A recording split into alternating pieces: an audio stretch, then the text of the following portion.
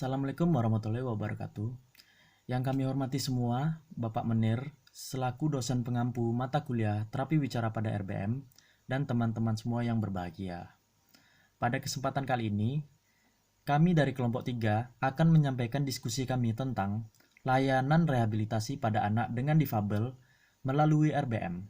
Semoga ilmu yang kita dapat pada hari ini akan berguna di masa yang akan datang ya. Berikut adalah anggota-anggota kelompok 3. Mengapa RBM dipilih sebagai pendekatan dalam pemberian layanan dan rehabilitasi terhadap anak dengan difabel dan keluarganya? Nah, terdapat 4 alasannya. Yang pertama yaitu hak anak untuk diasuh oleh orang tuanya dan hak serta kewajiban orang tua untuk mengasuh anak-anak mereka. Yang kedua adalah anak dengan difabel dan keluarganya juga merupakan anggota masyarakat di mana anak tumbuh dan berkembang. Yang ketiga yaitu penggunaan dana yang tepat atau cost efficient. Yang keempat adalah berakar pada budaya. Selanjutnya, saya akan menjelaskan tentang pengembangan RBM di masyarakat. Ide atau inisiatif untuk melaksanakan RBM bagi anak dengan difabel dapat datang dari kepala desa, ibu kepala desa, pekerja sosial, kader PKK, kader posyandu, anggota Karang Taruna, anggota organisasi penyandang difabel, lembaga sosial masyarakat, orang tua dengan anak difabel, ataupun anak dengan difabel. Ide tersebut biasanya muncul dari keprihatinan terhadap belum terpenuhnya hak-hak anak dengan difabel. Selanjutnya, tahapan pengembangan RBM. Yang pertama, mempelajari keberadaan anak dengan difabel dan kondisi layanan bagi anak dengan difabel. Yang kedua, pembentukan kelompok orang tua dengan difabel. Yang ketiga, membentuk RBM khusus anak dengan difabel. Yang keempat, penyusunan rencana program RBM. Ini bekerja sama dengan orang tua dan perangkat desa setempat. Yang kelima, menyiapkan rencana monitoring dan evaluasi. Yang keenam, atau yang terakhir, rencana anggaran. Biasanya rencana anggaran ini direncanakan selama kurun waktu 1 tahun ke depan. Yang selanjutnya adalah mempelajari keberadaan anak dengan difabel dan kondisi layanan bagi anak dengan difabel. Langkah-langkahnya yaitu yang pertama, mengumpulkan data dan fakta. Pengumpulan data dapat dilakukan dengan mengunjungi kantor pemerintahan yang ada di desa atau kota tempat RBM akan diselenggarakan. Jika mengalami kesulitan, dapat menghubungi pekerja sosial masyarakat atau kantor dinas sosial setempat. Data tersebut meliputi gambaran umum tentang anak dengan difabel seperti jumlah laki-laki dan perempuan dan totalnya, jenis difabelnya, ADD yang sudah bersekolah, ADD yang mendapatkan bantuan dari pemerintah, dan jenis layanan yang sudah tersedia. Kita juga dapat mencari data untuk melengkapi data tersebut mengenai anak dengan difabel dan keluarganya, seperti nama anak itu, alamat, tanggal lahir, pekerjaan orang tua, dan lain sebagainya. Kumpulkan juga data tentang organisasi atau kelompok penyandang difabel serta organisasi keluarga anak dengan difabel. Yang kedua adalah diskusi kelompok. Diskusi kelompok dengan mengikut sertakan anak dengan difabel, orang tua anak dengan difabel, perangkat desa, kader posyandu dan PKK, pekerja sosial masyarakat, anggota Karang Taruna, perwakilan organisasi penyandang difabel, dan pemangku kepentingan lainnya untuk mengetahui kebutuhan dan layanan bagi ADD dan keluarganya. Membuat tabel informasi sederhana. Setelah kegiatan-kegiatan tersebut Anda lakukan, pelajarilah berbagai informasi yang Anda dapatkan dan tuangkanlah informasi yang Anda dapatkan itu di dalam sebuah tabel sederhana dan mudah dipahami. Langkah-langkah dalam pembentukan kelompok orang tua anak dengan difabel. Langkah yang pertama, gunakan informasi yang telah dikumpulkan pada tahap 1 pengembangan RBM seperti yang sudah dijelaskan juga di slide sebelumnya, seperti mempelajari keberadaan anak dengan difabel dan kondisi layanan bagi anak dengan difabel. Kemudian, langkah yang kedua, jika ditemukan atau apabila ada forum atau kelompok keluarga anak dengan difabel yang kurang aktif, maka kita harus mengkomunikasikannya dengan pengurusnya, kader, pekerja sosial masyarakat atau PSM, atau pemerintahan setempat untuk memfasilitasi pertemuan. Langkah yang ketiga, jika di lingkungan tersebut belum ada kelompok orang tua atau kelompok anak dengan difabel, maka kita harus mengupayakan untuk membentuk kelompok tersebut.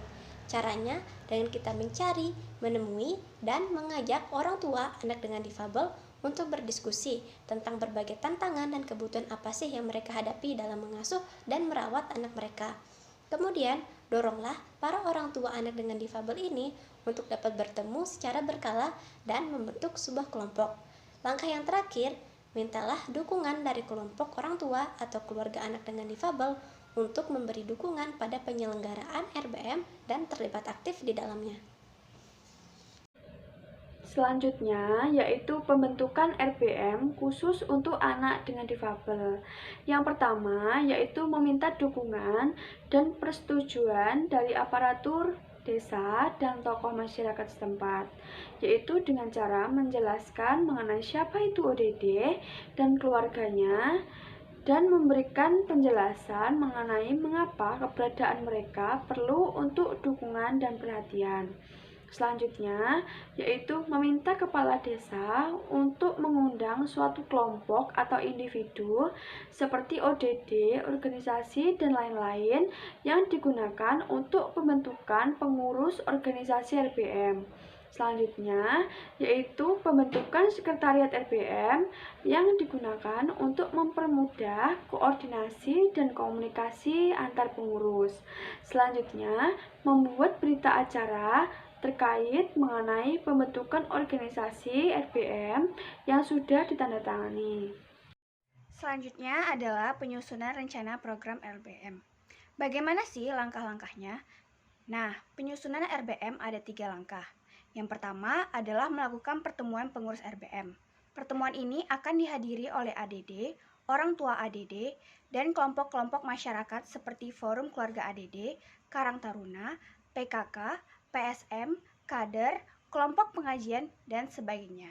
Yang kedua, jelaskanlah maksud dari pertemuan ini agar semua peserta memahaminya.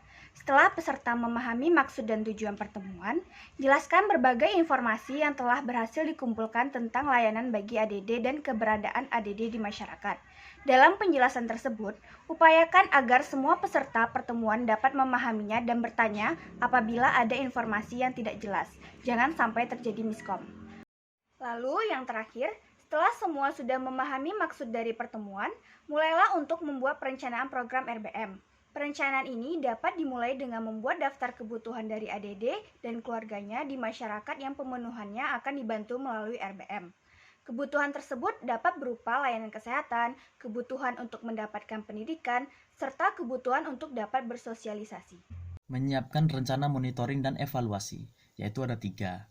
Yang pertama, memahami hasil yang diharapkan dan capaian keberhasilan yang diharapkan. Yang kedua, membuat tim monitoring dan evaluasi yang terdiri dari perwakilan pengurus, kader, orang tua ADD, perwakilan masyarakat, dan perwakilan pemerintah. Yang ketiga, menetapkan jadwal monitoring dan evaluasi. Selanjutnya, tahap terakhir dari perkembangan RBM yaitu rancangan anggaran. Dalam rancangan anggaran sendiri terdiri dari 5 hal yang termasuk dalam rancangan anggaran untuk RBM sendiri, yaitu yang pertama, membuat perhitungan besar dana yang dikeluarkan per kegiatan. Yang kedua, memperkirakan jumlah anggaran yang dikeluarkan untuk kegiatan dalam kurun waktu 1 tahun. Yang ketiga, mengidentifikasi sumber-sumber pendanaan. Yang keempat, menemukan alternatif lain untuk melakukan penggalangan dana jikalau kebutuhan anggaran tidak mencukupi. Dan terakhir, membuat neraca keuangan yang sederhana. Berikut ada 1 pertanyaan, yaitu di bawah ini merupakan langkah untuk pembentukan RBM khusus anak dengan difabel kecuali A. Meminta dukungan dan persetujuan dari aparatur desa dan tokoh masyarakat setempat. B. Meminta pada kepala desa untuk mengundang kelompok atau individu seperti ODD, orang tua, organisasi, dan lain-lain. Yang C. Menentukan sekretariatan RBM. D. Membuat neraca keuangan sederhana. Dan E. Membuat berita acara terkait pembentukan organisasi komite RBM yang ditandatangani. Dari pertanyaan seleksi sebelumnya, didapatkan jawaban yaitu D. Mengapa jawabannya D? Yaitu karena membuat neraca keuangan sederhana termasuk dalam langkah rancangan anggaran. Terima kasih dari kelompok kami. Semoga presentasi yang kami sampaikan dapat dipahami oleh Bapak dan teman-teman sekalian. Kurang lebihnya mohon maaf. Billahi taufik wal hidayah. Wassalamualaikum warahmatullahi wabarakatuh.